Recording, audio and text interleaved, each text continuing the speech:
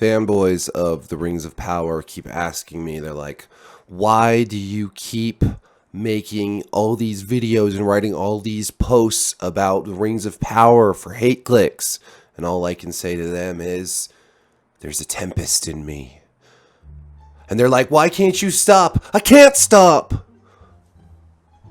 Why are you here? Why are you here? Anyways, I thought I would go read this article with you, this Hollywood Reporter article that came out right after the finale aired.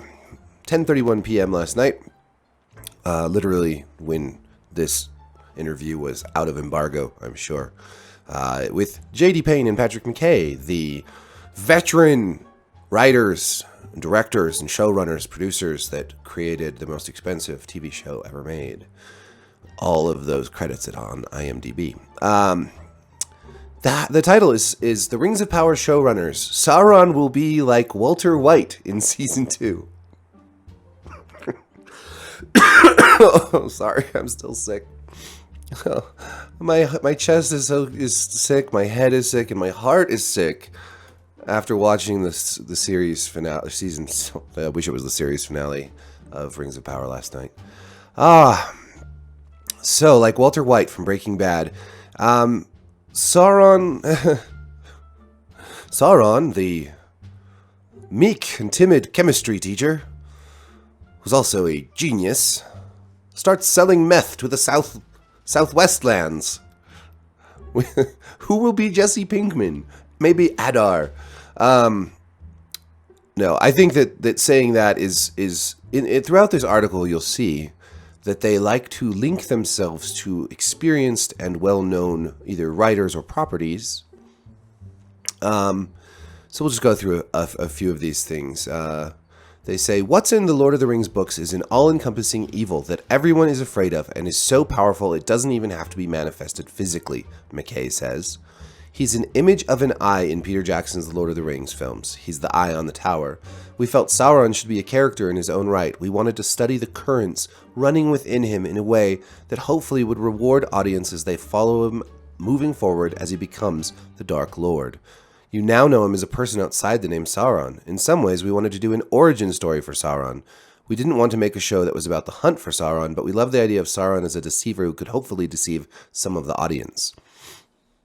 Well, they didn't do a very good job there. An origin story for Sauron would have to take place, like, in the First Age, because he already fell to evil, worked with Morgoth, and then, had that moment where he was supposed to go and beg forgiveness and all that, and he didn't. There's no origin story here. Sauron's already done his thing for a long time now. Adds Payne, there's something that Milton does in Paradise Lost that we talked about a lot. Sounds like they talked about Paradise Lost more than they talked about the Second Age of The Lord of the Rings.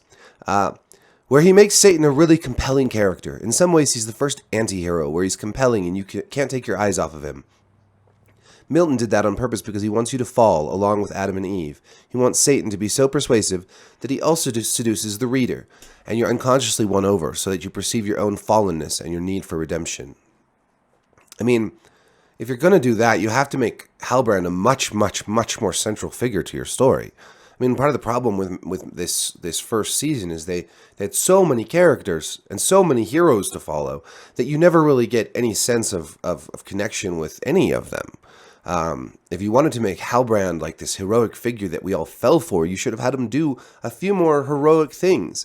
I mean, he's mostly just kind of a roguish character, which fine. I mean, I didn't hate Halbrand as much as I hated some characters, but still.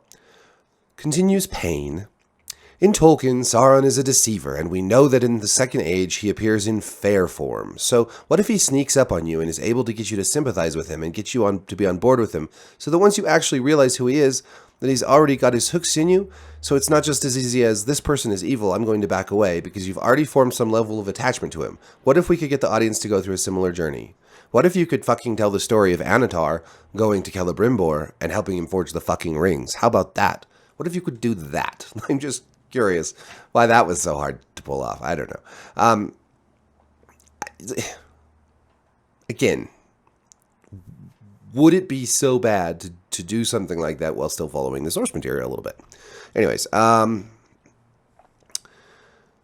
so we've covered Milton now and Paradise Lost. All right. If you had a sneaking suspicion over the course of an entire season, and then that suspicion is ultimately confirmed, that's an emotional engagement, Payne says.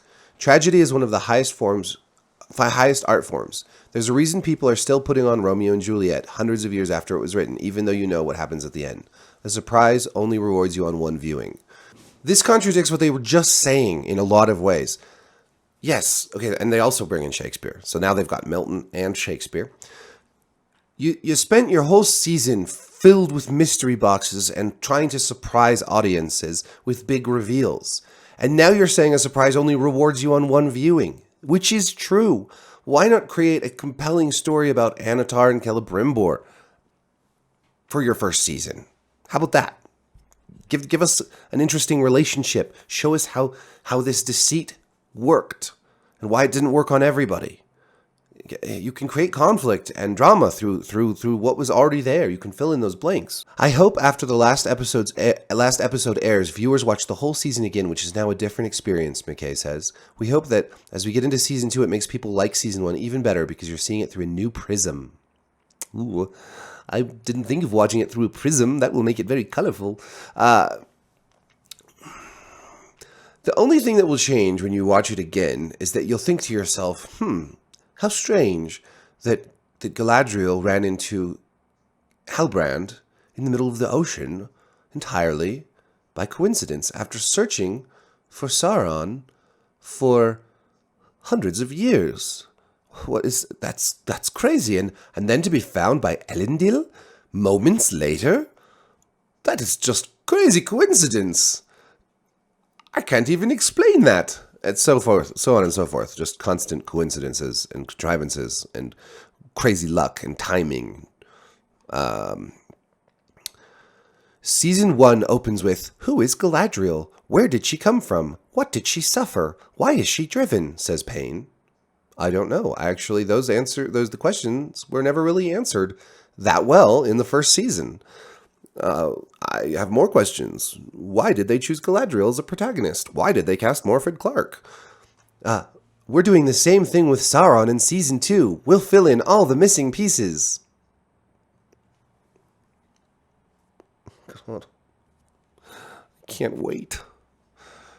I actually can't wait. I'm actually having a little fun with this show at this point. You kind of have, in the beginning I said I'm going to watch it like expensive fan fiction. I'm just going to enjoy it for what it is. But they butchered it so badly, and they didn't even make it good. So they could have butchered the lore and made it entertaining, and I would have been okay with it. I could have forgiven it because I'd been like, wow, it was still a really cool story. They did some crazy cool things with it. I'll just, it's fan fiction, but it was bad fan fiction. So now I hate it because it's broken the lore and the source material, and because it was done really shitty. People are like, you just want the hate clicks. I could get the hate clicks either way. The hate clicks, there's always someone who's going to hate me. Okay. Sauron can now just be Sauron, McKay adds. Aw, put that on a fucking t-shirt.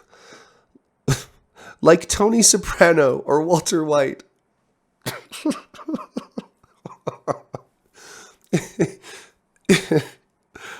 Let's just bring in all the most like worshipped and adored like TV anti-heroes from the greatest shows ever made, and let's just stand next to them and bask in their glow. Oh, you hacks. He's evil, but complexly evil. The Dark Lord of Mordor. Yeah, no, I know he's got some complexities if you go through it all, but comparing him to Walter White is just another level of fucking stupid. We felt like if we did that in season 1, he'd overshadow everything else. So the first season is like Batman Begins, and The Dark Knight is the next movie with Sauron maneuvering out in the open. So he's the fucking Joker now, too. Cool. So Sauron in season 2 is going to be Tony Soprano, Walter White, and the Joker. Oh, God. And Hitler. And Mao. Actually, we're going to make him like, he's basically Donald Trump in season 3. we're really excited. Season 2 has a canonical story. There may well be viewers who are like, this is the story we were hoping to get in Season 1. In Season 2, we're giving it to them. How? I'm still not sure. The timeline is like this with the rings. They make the 9 and the 7 together. Celebrimbor and Anatar, Sauron, Halbrand. It takes a long time, and all the other elven smiths, between 1500 and 1590, I believe are the dates. Correct me if I'm wrong. All the Rings of Power are made, and then Sauron departs. And Celebrimbor makes, on his own, I'm not sure it's really in secret, but without Sauron knowing, he makes the 3 rings. And I think I said all this wrong or backwards, or I got it mixed up last night in my video, but whatever. I'm getting it right now. 1590, Celebrimbor makes the 3. And in 10 years later, the One Ring is finished. And when Sauron puts the One Ring on, the elves realize who he is and that they've been tricked, and they hide the 3. And then that leads to the war in Eregion, etc., etc. So, I don't know how they come back from just skipping all of that. I don't know how they come back in a show called The Rings of Power from just skipping all of that. I don't understand. I do not understand. So, yeah, that's all I have to say about that. That is one hell of an article. It is really illuminating in the way these men think, and in the way they think about themselves and their place, their unearned, undeserved place in the halls of TV stardom and what the fuck ever. I can't think of words. I'm still sick and I don't sleep at night. So anyways, shout out in the comments. Do your thing. Love you. Peace. Good night. Good morning. Goodbye. Adios.